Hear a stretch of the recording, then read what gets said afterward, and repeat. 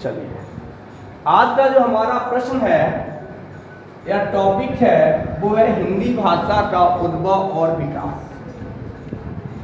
भारत की सबसे प्राचीन, सबसे पहले तो ये देख लीजिए कि भारतीय संविधान में कितनी बोलियां और कितनी भाषाएं हैं, फिर हम उस पर चर्चा करते हैं। तो यहाँ लिखे दे रहे हम जो बोलियों की संख्या है 343 में वो 18 है और भाषाओं का वर्णन है वो 22 भाषा है। यहां से एक प्रश्न बनता है। अब जो प्रश्न हमारा जो टॉपिक है, सब्जेक्ट, वो है हिंदी भाषा का उद्भव और विकास। एक बड़े सरल तरीके से पढ़ेंगे और बहुत जल्दी पढ़ेंगे, 2 भागों में पढ़ा देंगे। सही है। आज हम केवल चर्चा करेंगे कि भारत की सबसे प्राचीनतम भाषा क्या है? संस्कृत है। भारत की सबसे प्राचीनतम भाषा संस्कृत है, जिसे हम देववाणी के नाम से जानते हैं। इस नाम से देववाणी, देवभारती, ये हमारी संस्कृत है।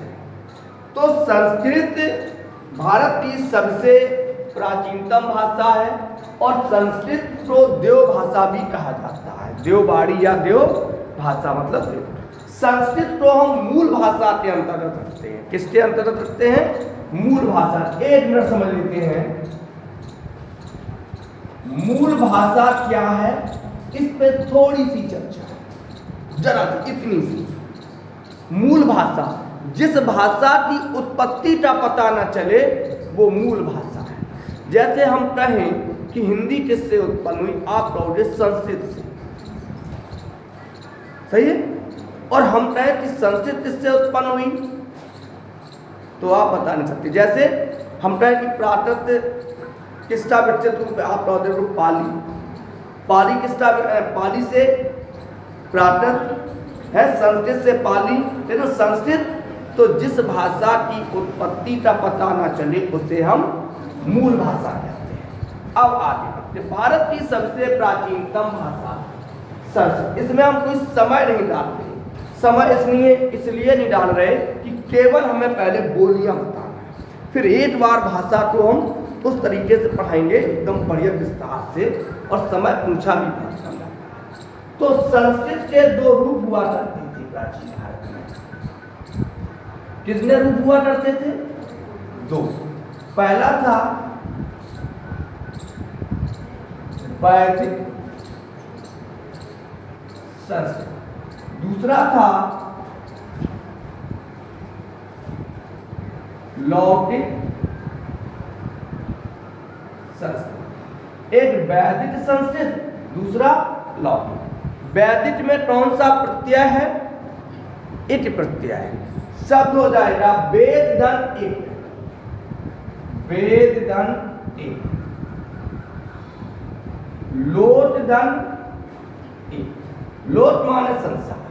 जो सामान्य बोलचाल की भाषा थी उसे हम लौकिक कहते थे। जो वेदों से संबंधित, हमारे वेद लिखे गए, उपनिषद लिखे गए, वेदांत लिखे गए हैं, कुछ हमारे ग्रंथ लिखे गए, वो वैदिक, यानी वेदों से संबंधित भाषा वैदिक। इनका भी कालांतर में कुछ समय के बाद रूप परिवर्तन हुआ, तो एक नई भाषा का जन्म हुआ जो कहलाई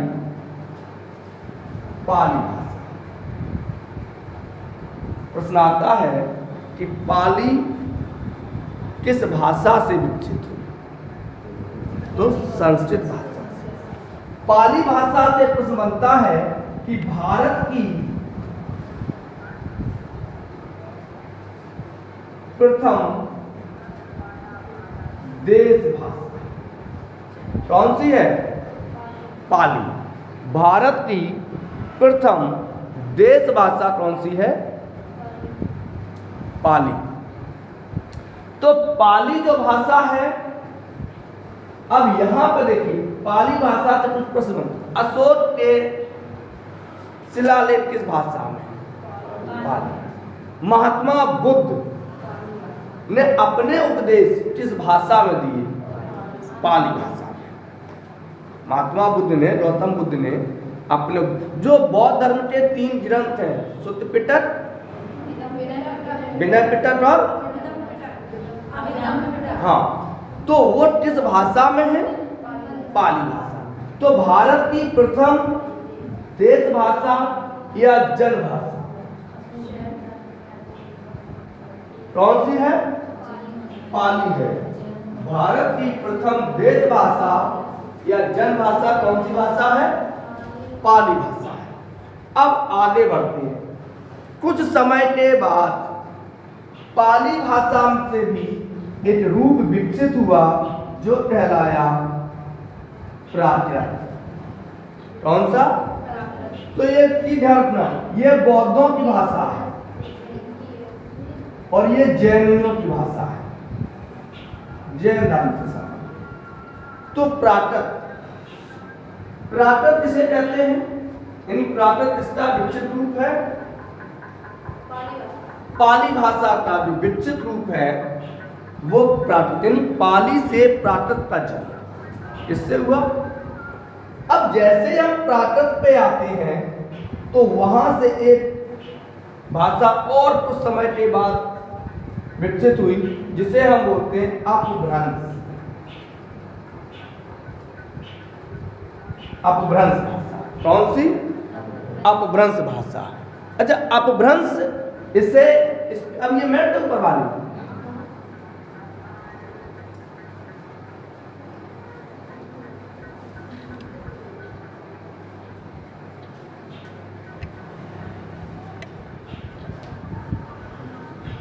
मैट्रिक थोड़े छोटे छोटे लिखते हैं। संस्कृत से पाली, पाली से प्राकृत, प्राकृत से अपभ्रंश। अब यहां पे चर्चा हो। अपभ्रंश टूटी फूटी भाषा, ये हिंदी की सीमा मान लीजिए कि हम लोग कहां आ गए? इसे हम अवट भी कहते हैं। कुछ विद्वानों ने इसे क्या कहा? अवट। कुछ ने इसे कहा पुरानी हिंदी। तो अपभ्रंश, जैसे हम अपभ्रंश पे आते हैं तो इस अपभ्रंश से ही हिंदी का विकास हुआ। कभी कभी कुछ विद्वान हिंदी की जननी अपभ्रंश को कहते हैं, जबकि ऐसा नहीं है। हिंदी जो विकसित हुई है वो संस्कृत से ही हुई है, अपभ्रंश से नहीं हुई है। लेकिन कुछ विद्वान मान लेते हैं, यदि कभी भी प्रश्न आए कि हिंदी की आदि जननी या हिंदी की जननी दोनों एक ही है, संस्कृत, यदि आप अपभ्रंश लिखोगे तो गलत हो जाता है, अधिकतर लोग रद्द कर देते हैं। तो इससे कुछ है। अब हम केवल हिंदी की बात करेंगे तो पहली अपभ्रंश है सिंपली सौर सैनी अपभ्रंश।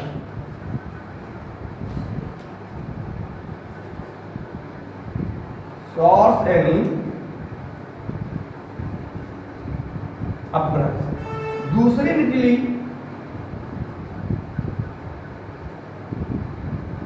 अर्धमारिधी अपभ्रंश।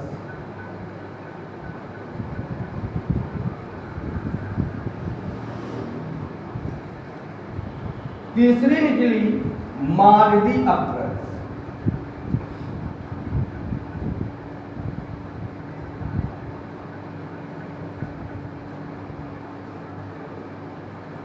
चौथी निकली उपनादा।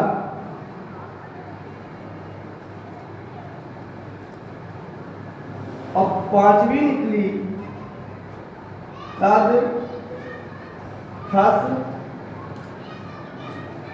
अपभ्रंश। कोई पूछे ये केवल हिंदी की है, पैसाची है, ब्राचार्य है, कितनी है अपभ्रंश है, लेकिन हिंदी की विकसित जो जिससे हिंदी विकसित हुई उनकी संख्या 5 है। 1 2 3 4 5।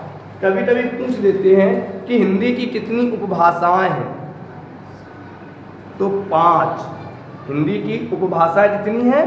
5। सौर सैनी, अर्धमागधी, मागधी, उपनादा और दधिठस।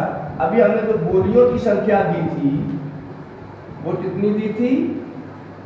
18। भारतीय संविधान में जो 18 बोलियां हैं वो यहीं से। अच्छा, एक प्रश्न बाद तो सौर श्रेणी अपभ्रंश से हिंदी निकली जिसका नाम था पश्चिमी हिंदी। सौर श्रेणी अपभ्रंश से कौन सी हिंदी निकली? पश्चिमी हिंदी। अर्धमागधी अपभ्रंश से निकली पूर्वी हिंदी।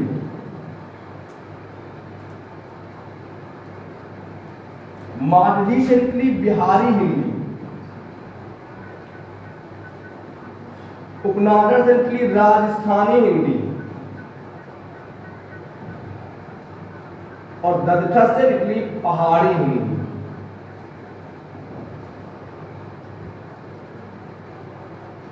हम केवल वो चीज बता रहे जहां से सॉलिड प्रश्न आएंगे। सौर श्रेणी अपभ्रंश से कौन सी हिंदी का विकास हुआ? पश्चिमी हिंदी। अब पश्चिमी हिंदी में 5 बोलियां विकसित हुई। कितनी बोलियां? 5। अभी बताएंगे। अर्धमागधी अपभ्रंश से निकली पूर्वी हिंदी। कितनी बोलियां विकसित हुई? 3। कितनी हुई? 3। मागधी अपभ्रंश से निकली बिहारी हिंदी। कितनी बोलियां हैं? 3।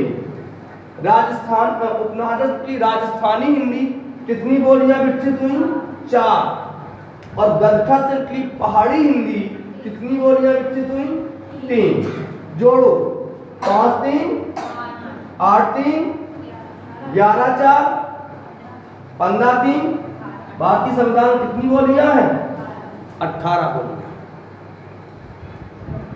सही है। अब हम चलते हैं सौर श्रेणी अपभ्रंश को लेके पश्चिमी हिंदी।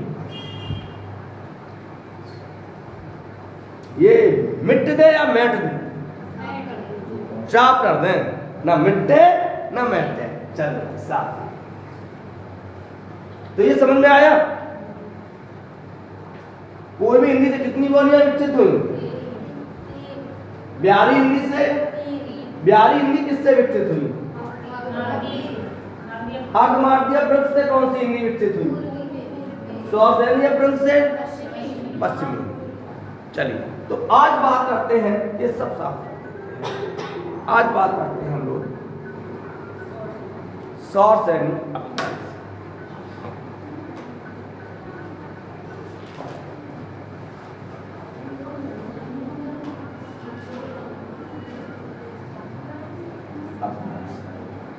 कौन सी हिंदी विकसित हुई?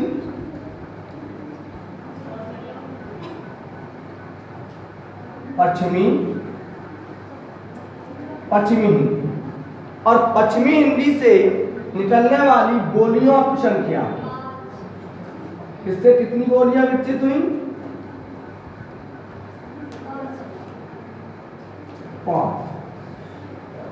पहली बोली है हमारी बांडू।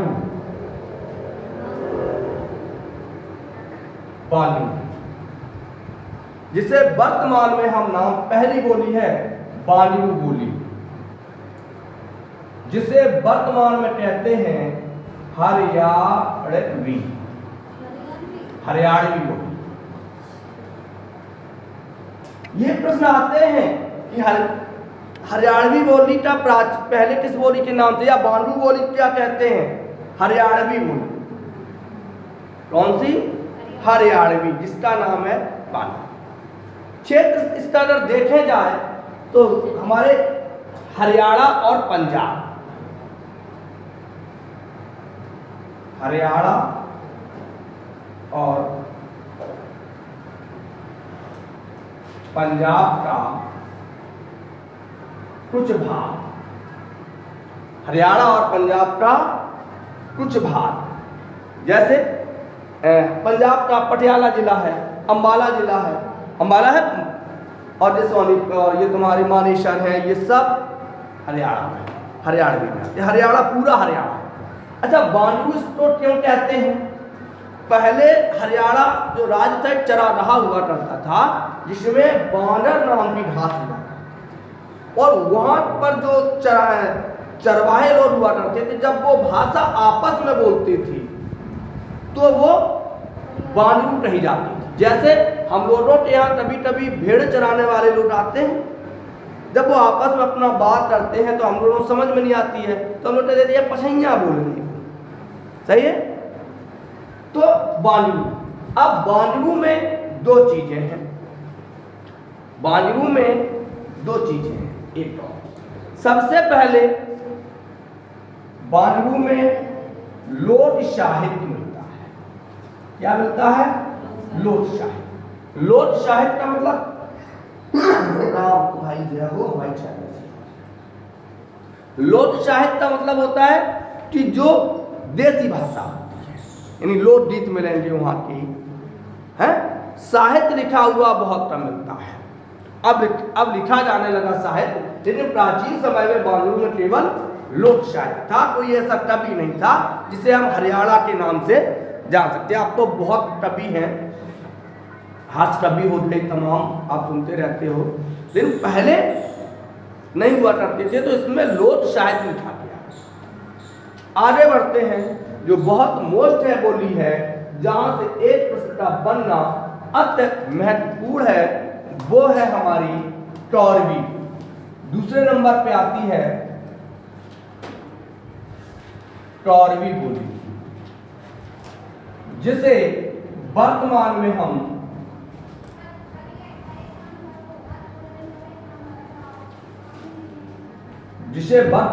क्या कहते हैं? खड़ी बोली। अच्छा, खड़ी बोली से संबंधित कुछ प्रश्न यहाँ पे देखे हैं, थोड़ा समय हो जाएगा, कोई दिक्कत नहीं, क्योंकि खड़ी बोली से प्रश्न बनते। अच्छा, पहले सबसे पहले खड़ी बोली का जो क्षेत्र है वो क्या है? खड़ी बोली कहां से कहां तक होती है? तो दिल्ली का जो क्षेत्र है वो खड़ी बोली। उत्तर प्रदेश में कीजिए तो इसका क्षेत्र उत्तर प्रदेश में सहारनपुर, मेरठ, गाजियाबाद, बिजनौर,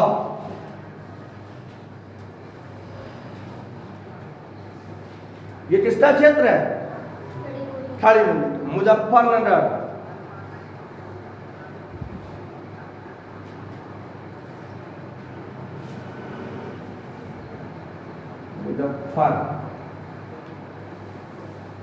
मुजफ्फरनगर,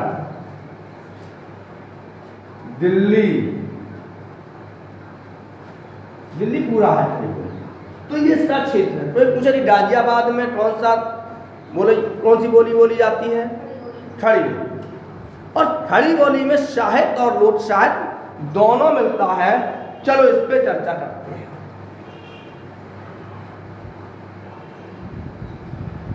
खड़ी बोली में साहित्य और लोक साहित्य दोनों मिलता है, तो इसी पे चर्चा करते हैं कि सबसे पहले खड़ी बोली की में साहित्य पे चर्चा करते हैं। खड़ी बोली के जो पुराने प्रश्न हैं, जो बहुत मोस्ट हैं, उनकी संख्या लगभग 6 प्रश्न बनते हैं, जो आपसे अधिकतर पेपरों में पूछे जाते हैं। सबसे पहले पूछा जाएगा कि हिंदी खड़ी बोली का प्रथम महाकाव्य,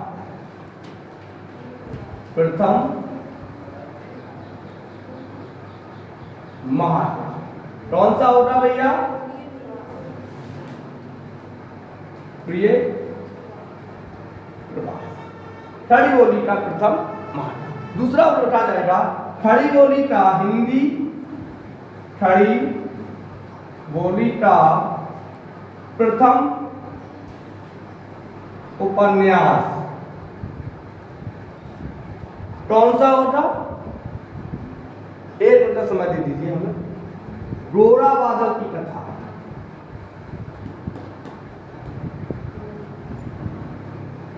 लेखक जटमल।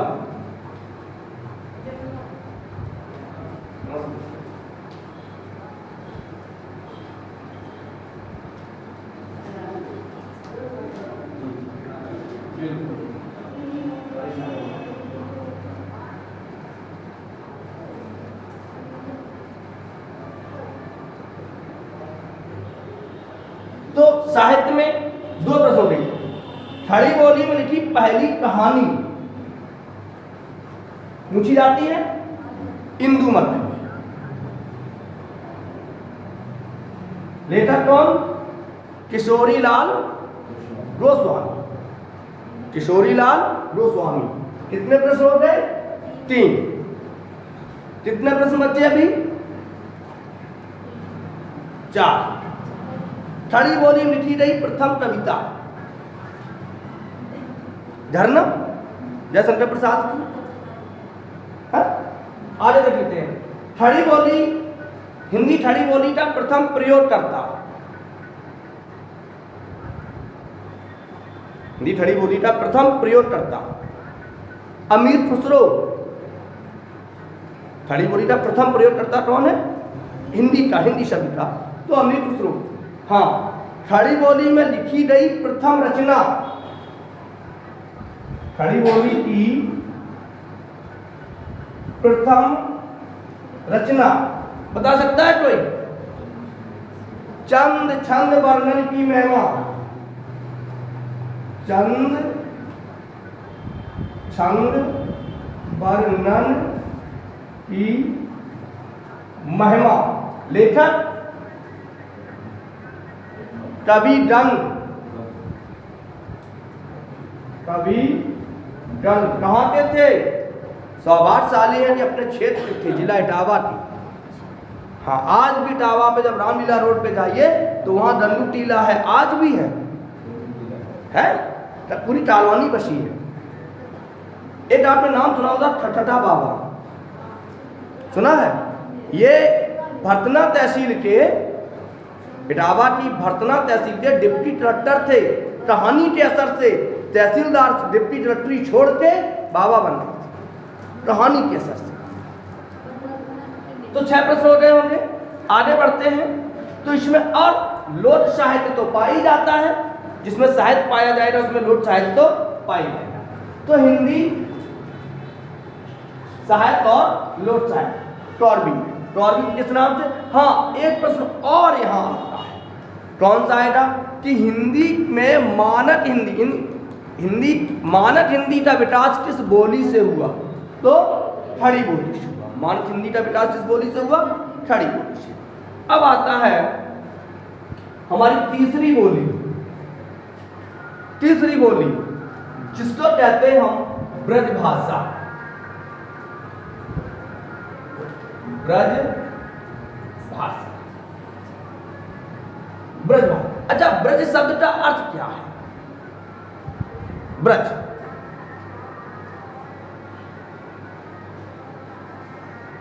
गायों के चरने का स्थान। नंद बाबा के 1 लाख डूब लगा दुहते कैसे होंगे जी, तब तो मशीन ही नहीं चलती है। चल, तो ब्रज भाषा से एक प्रश्न बनता है। सबसे पहले इसका हम ब्रज भाषा का क्षेत्र देख लेते हैं। क्या देख लेते हैं? क्षेत्र। तो ब्रज भाषा का क्षेत्र अगर हम चलें तो कहां से कहां तक चलेंगे? सबसे पहले हम उत्तर प्रदेश में मोटे तौर पे बता दें तो अलीगढ़ से लेके और मैनपुरी तक का पूरा क्षेत्र ब्रज भाषा है। ग्वालियर, मध्य प्रदेश का ग्वालियर जिला, आधा ग्वालियर, माला नारायणपुर सब में ब्रज बोली जाती है। सही है? आगे राजस्थान के 2 जिले भरतपुर और धौलपुर, यह राजस्थानी ब्रज भाषा बोली जाती है। तो ब्रज भाषा का जो क्षेत्र है उत्तर प्रदेश का मथुरा जिला, उत्तर प्रदेश का कौन सा जिला? मथुरा है, और फिरोजाबाद, सिपोहाबाद, सही है, मैनपुरी, मैनपुरी में एक तहसील पड़ती है, कौन सी? कुड़ौली तहसील है शायद। कुड़ौली मैनपुरी में तो पड़ा था, यहाँ पर नहीं बोली जाती है।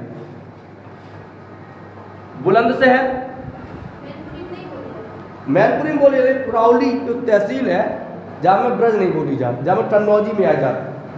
अरे अपने क्षेत्र के पास ही में तो है, पैरवा से लगी हुई। हाँ। तो मैनपुरी, बरेली, बरेली, झुमका गेड़ा रे बरेली के बाजार। हाँ, तुम गिरो ही नहीं है। हाँ, बड़ी तारीफ वाली बात है। गिरो तो कहाँ गिरो? बरेली। अरे यन तुम गिर जाते तो हम सब लोग ढूंढवाएंगे। तो अलीगढ़ से सीधा सीधा अलीगढ़ से लेके अलीगढ़ है, मथुरा है, वृंदावन है, मथुरा जलेनपुरा है, बरेली है, ये सभी किसके हैं? और इसमें जो साहित्य है भैया, ये प्रचुर मात्रा में पाया, बहुत अधिक मात्रा में साहित्य। जितना साहित्य ब्रजभाषा में लिखा दिया शायद आज तक किसी में नहीं लिखा दिया। बिल्लो फेंटो तो ब्रजभाषा के टबी पे लिया जाए। सूरदास, ध्रुवदास, नंददास, विठलनाथ, जहाने मीराबाई, ये कितने टबी ब्रजभाषा थे। तो ब्रजभाषा में बड़े सुंदर सुंदर पद, रसखान, बिहारी, इन सबकी भाषा कौन सी है? ब्रजभाषा। और इसके बाद साहित्य के बाद एक प्रश्न और बनता है कि काव्य के पद पर सबसे अधिक समय तक टिकी रहने वाली, आसीन रहने वाली बोली कौन सी है? ब्रजभाषा। लोट साहित्य तो प्रचुर मात्रा में आता है। लला तुम फिर खेला नहीं हो होरी, सही है। तो ब्रजभाषा होती है। ब्रजभाषा के बाद आती है कन्नौजी। 1 मिनट, 2 मिनट का समय दे दीजिए। अब आती है कन्नौजी। टाइम है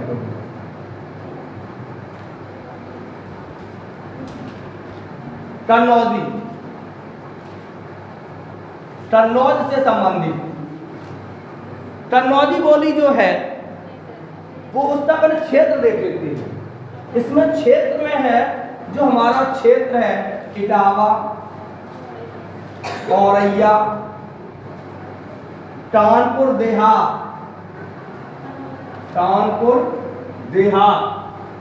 हरदोई, इसमें आते हैं, कन्नौजी में आते हैं। हाँ, कन्नौजी में शाहजहांपुर, पीलीभीत,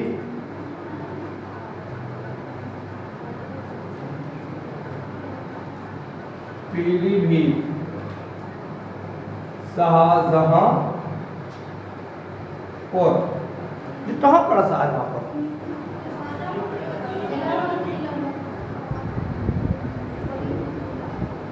फरकाबाद, फतेहगढ़,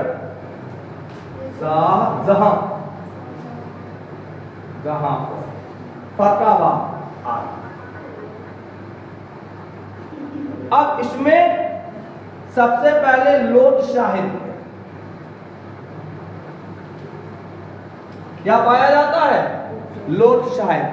अपने यंत्रा चलत बन्ना बन्नी है, बन्ने तो मुखड़ा प्यारो लटहरे। हाँ, तो ये जो गीत हैं, विवाह गीत हैं, ये किसमें पाए जाते हैं? तो कन्नौजी में केवल क्या पाया जाएगा? कन्नौजी में केवल लोट साहित्य क्या पाया जाता है? अपने यहाँ रसिया गाए जाते हैं। रसिया और नहीं, अपने क्षेत्र में गाए जाते। तो रसिया कहाँ से है? कन्नौजी की लोट गीत है। किसका? कन्नौजी का लोकगीत है। जैसे कभी कभी आ जाता है कि सोहर कहाँ का लोकगीत है? सोहर अवधि का लोकगीत है। रात तो हम हैं, अवधि का लोकगीत है सोहर। अपने यहाँ रसिया, एक भोजपुरी पिक्चर बनती रसिया वाली,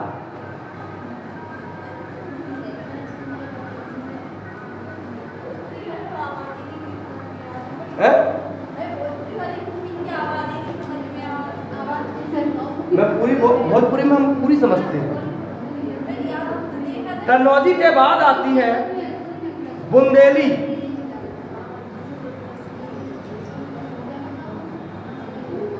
बुंदेली बोली, इसमें भैया साहित्य भी पाया गया।